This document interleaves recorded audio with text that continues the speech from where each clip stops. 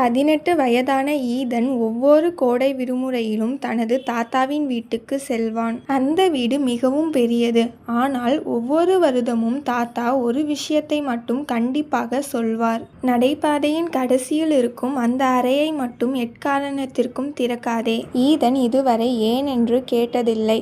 ஆனால் ஒரு மழை பெய்த இரவு தாத்தா அருகிலுள்ள ஊருக்கு சென்றிருந்தார். அப்போது திடீரென்று டக் டக் டக் என்று சத்தம் கேட்டது. அது அந்த பூட்டப்பட்ட அறையிலிருந்து தான் வந்தது. யாரோ அவன் பெயரை மெதுவாக அழைத்தார்கள். ஈதன் பயந்தபடியே அந்த அறையின் கதவுக்கு அருகில் சென்றான். கதவுக்கு கீழே இருந்து ஒரு பழைய புகைப்படம் வெளியே வந்து விழுந்தது. புகைப்படத்தின் பின்புறத்தில் எழுதப்பட்டிருந்தது, அவன் அந்த கதவை திறக்க விடாதே. அதை படித்து கொண்டிருக்கும் நேரத்தில் பூட்டப்பட்ட கதவு தானாகவே மெதுவாக திறக்க ஆரம்பித்தது.